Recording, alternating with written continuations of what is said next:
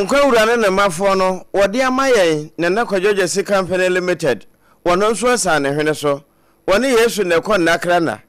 na waso yemu se nonsia bremu ensama hodo a edi aso tie na eni wanso esa epre na ekohwebie ewo wiase nyina pakese no so no se 93.1 na afidie ne da yes original no na wutie de ye papa no sompa 93.1 asantemamu kasebo no braso 100.9 womunso afa wode ma asanteman ayiko sompa no nsia kasebo takwa 101.1 na no wa hene champion no wonmo asom enso yemu nyina efa bi sompa keje se no nsia bre mu kasebo takura de 103.3 98.9 abusua ayebro na hinkro ahafu nyina ehona wo mutie edifire alaji be kwa na abro sanum 90.7 na ye wonkransa ayebono na pu eyefam 106.1 na hinkro tachiman eho ena kase ebo pepe edi etwaguo doma 100.7 nso afabio ewo doma hinkro eho kro na sompa 101.3 wono nso edenam adamfo pa radio France abrochima mu Paris sada ena akọwiase nyina pa no so a sompa 106.5 FM Accra eno ye Facebook sompa FM live YouTube wa eho na abrochirefo ni nyina wo mutie edifire we nyina ye ken no www.sompaonline.com yewura tabawa temperance wa chechire de akwa akoto okwa unya bikenkan neno ena midima fu heba center send you obedi amaye bra yede kase ebo papa neba ena just hot kinky wo moda ko hyehyehye a wabɔ ne 3 cities ede ma atufo no wode aso ya asena no pɛyi sɛ yemfa ya se ho enhye aben na yebɛhye ne yahye ne yensu a sɛ ɛse ne fa ya na okasa serefo nso wo sere kyerɛ obi Leicester Company Limited wo mu ye ya toothpaste any toothbrush no wo mu kutayemu ena 2074 wo ma yedudu anoma no pɛya ye bebia ma wo de edi mu akotena abete ebi ne se Omai court batan ahye attorney general say won hye na nkrata samoa efa Ghana ena afa US deportation agreement no ho no wo mo enhwe se democracy hub for wo nsabeka wono ma edi nuboni ho dwa muntie ni ye mra bi ba na Narcotics Control Commission wo mo na bie mre so eho krata da administrator ya oda Mahama Cares Jumedie no ano ede atudwa se ase enipa bebre enhyeda enyanya wo mo ntiase wo saa trust fund no ehunti enchemu kakra wo hono ode abetudwa ambulance service efiri se timamufuo bi enye ho 112 wo fra entew obi atimi frɛ na wode di nsemu Techiman mrashe bejeni en wo bisa aban kosabi wo se adentina aban esese wo de contrage ye fida rose for contrage 1.3 billion Ghana cedis wo kodane chede ma wabra drip machines a yese ye de ba beboa ma akwan ho nsem atimi akonkan no wo mu agyae no saa neno ana wo mu anwene kenten so se mempani ayi da bi asi ho se wo mu emfa enhye fugu a wonka kentefo nso Yewia ye de kase no ebeko US mine emu na Texas border no eso ye mu ebo amane ese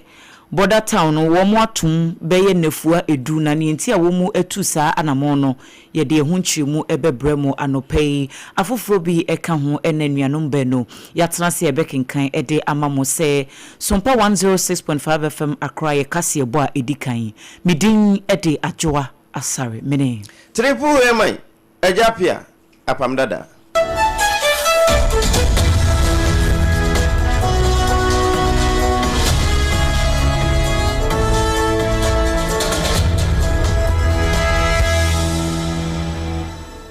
abusia afei yenhye ensem no ase omai court batan ahye aban lawyer panyin atena ya atene general se wonhye na enkratasem a efa Ghana aban enti asiapom a womo ne United States US aban no call yese deportees bi yebe soma womo afri omai no emu de woma ba bebiemu e wo mai Ghana mu no womo fa saa acceptance agreement no enkoma democracy hub for na yemanimusem se saa democracy hub for womo na de asem no kura edi kan tu ho na mo se da bi womo ntiase se ye wo ye maimu a yenka bi nhye mu behwe na yaso nkrofo bi edi frama no ne de womo abagana ha se eye aman ni mienu ntiase apam a womo de womo nsa ahyase ene ye foreign affairs minister Samuel Okujeto ablakwa abechire mu pi se aban no enni ho se bia nchire mu surunku bi ode beba se ade weni enti na wo mutu na mo eti sei ensem ne beto dwa na yade amrahye bedwafo no kura ebi ebo anyoso se bibi etisa de nkanya bi kura no esese eba o mai mrahye bedwam no wo tena se bobo hu editumu ansa na ban ne betu gina ye bi etisa no a watuo enti deputy attorney general justice Remsai wo mukopie mu e Supreme Court ho no wodi tu dwase court nankasa di kan hye se wo mfa nkrata bi mra afronu no mienu nyina ye democracy habofo e na attorney general atran no so se wo bibia mra me justify ne ho nie nti a wo hunu se gina ya wo mbesie no esese wo mu etu saa anamo no na abra court no etena ase a wo mu esore ye no mranim ni ede ma democracy hub for no Oliver Bakavoma wo woni nsentwofo twetwe nkomo ekire mu gina ya court no esie ene wo mo nso de wo mo wo ekafa ho. If there's a need that we challenge the restrictiveness of the documents in the public interest, something that we'll take up that step afterwards. We are committed that the people of Ghana, to who the democracy belongs to, can audit the steps of governments across all the time. And so the issue of whether or not it should be in the public domain is something which has not been yet considered, and that's something that we'll think about. We have in fact filed for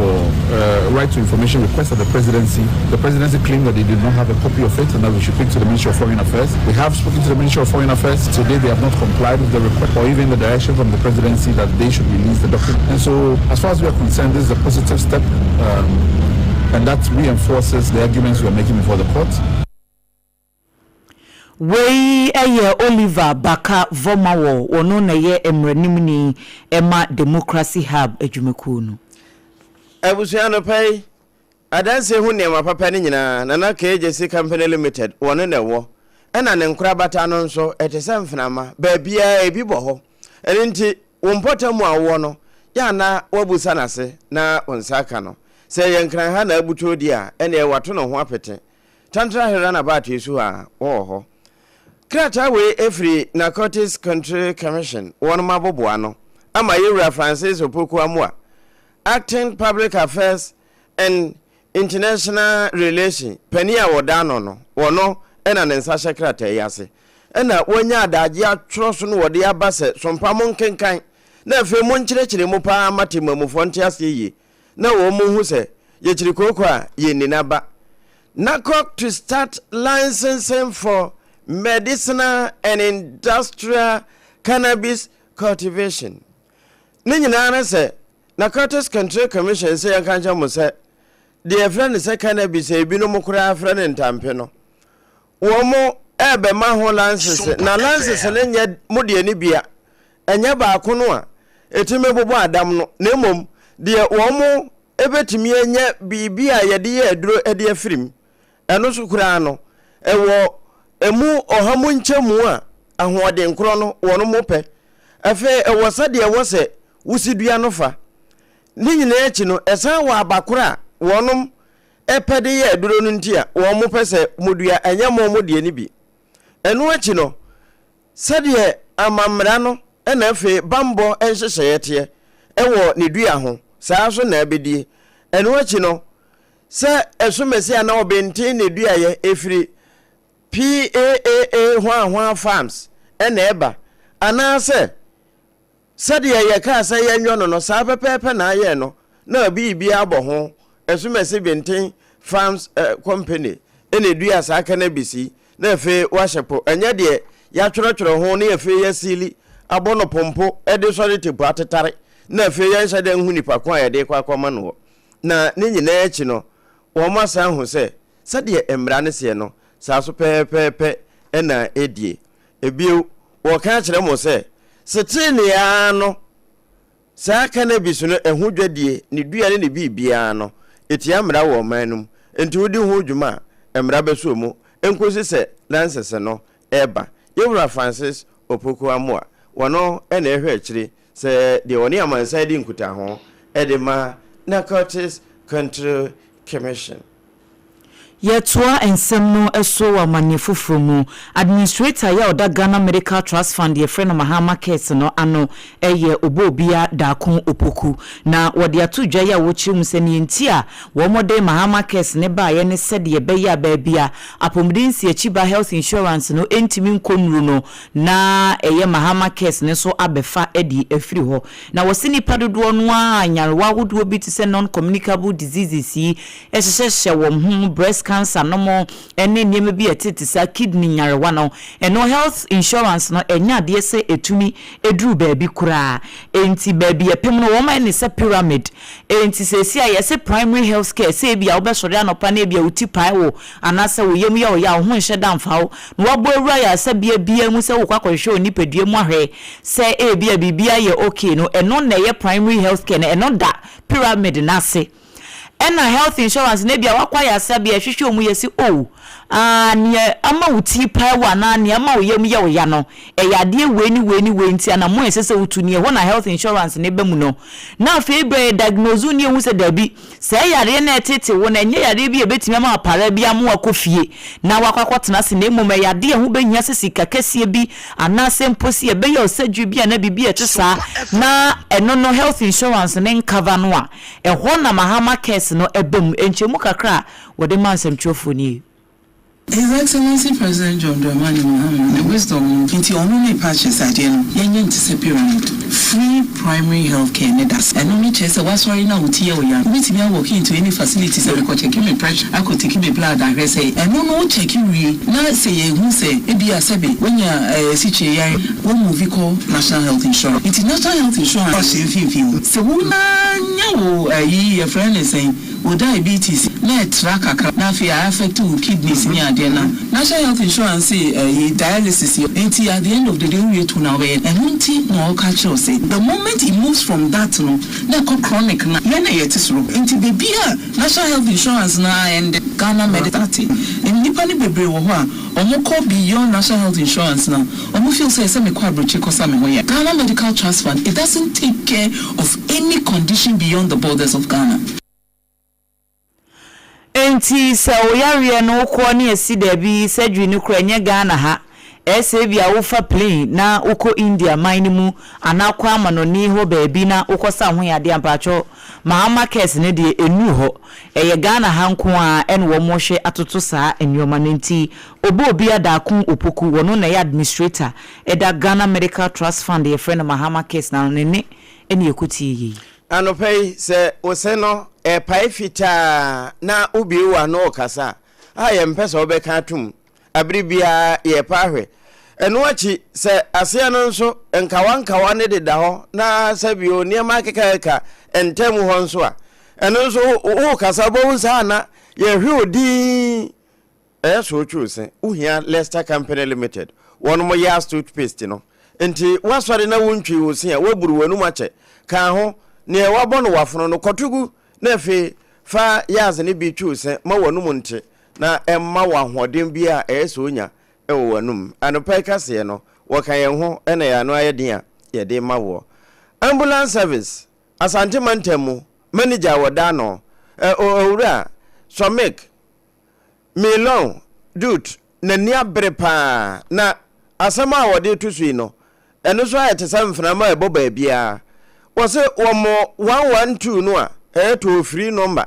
ya se BBC entem so ebi kura na obia ni ho obeboa na ntem wa fra ambulance fo se menim papa nko na wo fia wa minato mintumi mpagya no na nka ambulance fo aduru ho ntem enkwanhia bi asi entem wa na nka wabo ambulance fo amane na fe mo nkwatwetwe wo mo nkwasha prage ma na nkototo abobo ye mo nkobubu wo mo mfe no enuru ayasabia no na fe ase yawie ambulance fo nim se do mbesi akuta wo mo a ye betimi enya wo mo nkwa nanso enya no na Ghana fo ebi mo ede ye adwuma wo ho abo se yafre udim ne kan konkofa di asema obi ho se komo de me ente sanso obitimi fra na abusa mo odokno wo ho ewo ambulance fo abra omoye adwuma ena owura so make se saa asem we no wo mo ankasa ho no wo mo tenatena ho wo office ho a ebewie no na eya jinsemu na woni yense ntwerofo edi ho nkomo. We have issues like the abuse of the emergency line. The 112 is an emergency line, and in fact, we have a lot of challenges in our dispatch center. That is, you get in there and people are calling to make fun. You know, when you get to the developed countries and somebody is calling 911, it's a serious emergency, you need to. So there are instances whereby people blame the ambulance service. We call, you didn't come. They blame fire service, you know, emergency response systems. They blame us that they call and we don't respond. No, at times, how to even get to us is a problem. If you don't have the direct line, it becomes difficult. You call the 112 and it becomes so difficult that people are not able to reach us on time because people engage the line unnecessarily. Any awuti ye Ashanti Regional Manager Adma National Ambulance Service Deputy Chief Ambulance Medical Emergency Technologist Somik Milon Dut no ewie wa mananso ho eno wo se sa no bed syndrome ye wo ayasabia no won ba brebredie prafo dimrika krikri enura ayasabia nka emergency ese enye ba bi de woni ne to ne ye hwe no onuru ho ese mpani ho na wonhu se wo da ambulance num ana mo wa hwe no na wo mu wie no wo mu gina to ho a ye gina to ambulance num amnesi ho ende ne brepa. The only thing we are getting worried about is the receiving facilities. You know, you get the patients to the receiving facility and there's no space for you. For instance, you get to Konfonoche and they're overwhelmed. So in such instances, the ambulance is engaged at the hospital. So when there's now a pre-hospital case at the constituency, it becomes difficult. All right. So we think that if the peripheral hospitals are equipped, they are better able to manage some of the cases there, so that they don't really burden us with moving the patient from that area to the central point where it's always choked. Right. Unfortunately, a lot of times it's overwhelmed with a lot of cases. You get the good number of people are still waiting for bed. Wono ana kwa Asante Mantemu ambulance ejumeko no otua wo manu ora Samek million Yet one sem no eso mrashebedwani ogina mudimo wanfo wotechiman south abato mpeso ewo bunu poe mantenum yononyamfo Martin J Mensa Kosa wode atudwa ye a wose wo nsem bibise omampani John Dramani Mahama ene ne NDC aban se wo matimi asi ginaye ese feeder roads ahodo ya edidareda enkuronkuma ahodo mu esese wo mohwe no wo mudandan ni twi akwan no eso de ese ya asphalt de esese ye ne yesiesie ne kama se de ebe ya akoniaba de hu nsem so betimi akonkan no wose wajai drip machines a aban dada na de ba yesa yemfa nyesa adwuma no ye jai machines na menegu wo na yakope sika esom 1.3 billion Ghana cedis se ye de ma contract de ama private contractors se wo mo meye feeder roads no wabra woni nsem 1243 nkomo no opanyi kane na wo yesoafo ya wo hwe kronkuma empontuo eni na mamuo eso na wode atu dwese saa sika no a aban na twa se wo mo de ma private contractors no wuche mu miensa kora wo mbetimi de fa afuele drip machines na mana ya adwuma na yese ye de ma contractors na ba ba ye no enti wo ma bo finance ministry no ho atro kora ko ho no mo se bia wo mo fa nkyeremu ma ne enti a wo mutu saa na mo no bepumene wo mo nya nkyeremu bia emfa mfiri ho enti wono de wo hu se saa na mo na aban no epeso otu no emfaso bia eniso. Yes, I did not see the chassis and say, I buy and sound of Fassica, I am meaning a poor European money. I found Cosset contract, you because a contract and Congo do coin. Because I did be a baby of Condiano, the Biaba, Oka, send me Bia Mansibia, Works Department, engineers or 18 car contractor, offer engineer, north from Fidiaco Edman, I buy the Abada. I buy the Sunny, if you don't go, Mansi, I draw your gun of money, and not even 20%. Adaya, Sika, any ho se ukọ techima metropolitan says ya video ne ye obi video ne se obi nsa bisare sa identity video ne nya adwuma abanya fa sika mai ebra ye be free ho video ne baye no na utra ebubu sika be million no ahanum 500 million cedis afibia ne ka ye de be pro fango na ye de be tua amanfo ka na be video ye adwuma aban san ho obo contractors pa 1.3 billion cedis eti eya koye de nka ye be hia Wei eye onunyanfo Martin Mensa Kosa Techiman South Mashebedweni woni SOMPA 106.1 Techiman ena edi sankomo ya Yesu yenye bi ede amamui enokre SOMPA no pa no nsia bre mu kase ebo no na kojojo nsi company limited de no eno ena 2074 eno ya tete hodudo no a ena state of the art technology abefo kwan so enemre mu no wo modada so Oti ano na uhwe ti se nsu ne mo wo no mo na wo se yi dudo no a na wo ya make no enuane nure wom ya buo tunyare wase no abusua fibubu abi ehia bi enti buraba bi eto nuru na jewde anopo kan shi dragle anya na ho kuma se hashtag Kolinak abusu setam wakan ho na onum dudo no sa wonum toso banche de wonum atene se dabeko enti anopo Jos Hot Kenke wonum so aso yasene wa mayeni manyinya eno nti no ya yase na anye ho se de be betimi ahye abe no ede amawo wa bone 3 series yellow corn so wo mo adi nsu papa na anoa na Joseph American Jesus aso de na make no enti do me commercial bank achiwo enkwan su bonte no wode no we ya American nyina echi no aburo no a nka akwa akofo no wode be ko nikanika eho ka nyina firi so enti oton dokono enha ho Peja koma wache wona maye wabomu no bibia wia ka ho na ko Joseph ho ko kan odokono beton fa disomfa so 3 cities no obetimi ato on 7 cities midimafo heba center Dr. Time da so the time ato ye nso no pei ena kase no ye de emawo ye de bia ehye ho no ka ho na ko seye asantemamu a ene na okọ abu akọ agogo ye de no obegogo no edna afiri wasetenem ana se wo ma won krane na afa mfimfini nyina no kokuya so mayira uduru ho ne so wode time to so ama yade na yira eye bafua afi ba bedu ene wono ma enwuno kente enso adi nkomo na wo mo se na anu a mampani ko Zambia na ewie ya Zambia fo wo shefu gu a mzi Ghana mampani asabras obi amehwebi na se wo mo twitwa ne photo no wo mo de tutu wiase nyina afa wiase nyina wo mo nim fugu nso no bacha sa hwe fugu ne boden eye amamre ne amane atare yakura na ukọ baabi de yakura mpo a mpanimfo nko na ehye na wo se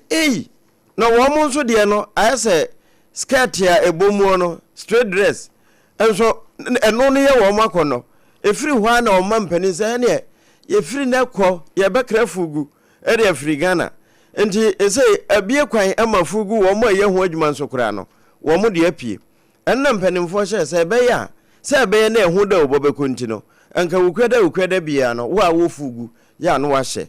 wo mo keke ya ena wo ma enwunu kente nso yese fugu yi eduba bi wo mo de kente kura na epam nanso mampani anka kente nso de enti wo nso besrada wankasa woti hu ahwa na yi wayibone mampani mpeda bi nso wo na yemfamfra kente ayeka fugu bia ya ka ni kente na eko anka mampani bi ka de no kese ko di kente eso ka ho ni ya se kente ni fugu di anase anka efie be mu ebit ma hye enye senior high school junior high school omo 5 years na omo hye no anka enye kente material ya ba di efa ho de mpo mampani dada osadefo Dr. Kwame Nkrumah enam be nyire so emayi na efa ho de mkranka Ghana bosomi ebi emu match no isanse efa ho de bosomi na no kebetime because bi abosomi national kente day ana odaru makasabio ne promote kente na senka ukwale bi tizei na nkwale ko school kura bo ne nkwala yampote mankwala na kente bi za wo montare kama kente na ne bodna kurana na mabaki ya kom le sei na bizan fa fa oh my God, I'm so almost so for mafadie Therefore, food of the ambient for the eno wonuma enyu no kentebie wo bopa de a bonwire adawomase ntonso ene na afa no safoi ene na wo monso kasa de a kire mempeni abusua ye gire no so na yada ye ho age aboafo nkrato ti aboa ye ba ye bakwa amano ne ye de ho de nso ato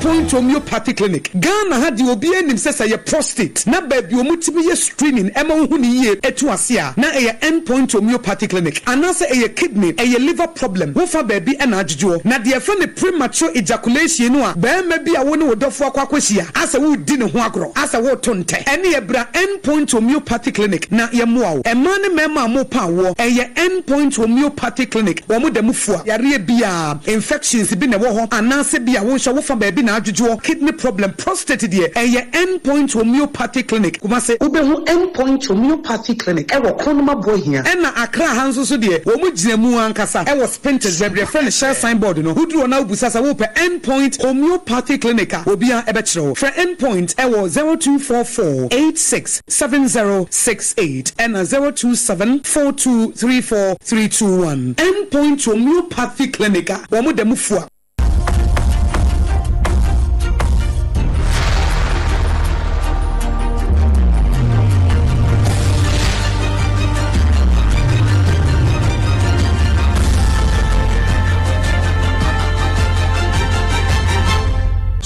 TV Emma Aketiapa. Emma Aketiapa mpa yekowie kase no ewa amanone na US Federal Aviation Administration womo ato womo ewiemhyen edwumadi ahodo binumu kakra ewo Texas border town no a ewo El Paso na saa anamoya womo etu womo se nafua edu entem enti free eneya de kosi busumi ne de toso aduro no de enya de se ewiemhyen bi ebetimi afa honom na City Council member Chris Canales wono ene chechemu kakra no se eyomo akra se womo etu anamo bi a etise sanse pimpi ne kra no se ebia bibi nti na wiemhyen bi entimi entu a acha na ye donhwere 4 hours na de eswa womo so ebia 2 hours na emom no wait 10 days na womo de abane de eyade se emu obrem kakra nso mpenifo a eda Federal Aviation Administration na no kiremu se eye bambon ho asem bi a enhyeda endeda de ye enunti en womo de sanhyehyɛ no aba na enamso amomanfo a ewo Texas border town honom ne El Paso honom se womo yem hyehye womo kakra sanse anamon a mpenifo etu no eyade bi se emu obrem nti se wabuki flight a ana travelers a womo etu kwan nyina no womo contact airlines na womo abuki womo no sade ebe ya womo ne womo ebekọ enhyehye no womo akyere womo ebre ene eda womo betimi akọ womo akwantuo no nti eba ne saa no a womo edwedie hu asem edimu ntintima no ya na akwakoye bibia ehadwene nti amanebo a US Federal Aviation Administration fonso ede ababeto emontene na yabo bisu eno so ne yegina na no pay ensema hodo ya yeboaboa no ya na Kojo Jesse Company Limited wadi edansi hu ne mapa abeso yase na ha ene yedi ni nyina esie midimafo Herbal Center Dr. Time da sonso ebebia no pay Jaws Hot Kinky eno na yetu a 3 Ghana cedis pe tontina 74 yena namdudu akane no wo mo hye wo mo ebeso yase ne ena fe Leicester Company Limited a wo mde ya toothpaste ene ne brush aba edwaman so no womo adabroma na efree SOMPA 106.5 FM akra so no sanso na OTB ewo SOMPA Kumase 93.1 SOMPA takwata krade sunyai techima ne nkranza doma womo nyina fa bi Kingdom 106.1 ewo mankesi manope womo fa bi YouTube Facebook afa ye website no so nyina ye streami ya bebia wo hye bia wutiminya ensem ni bi etie anope wakenkanfo ADWOA ASARE enemy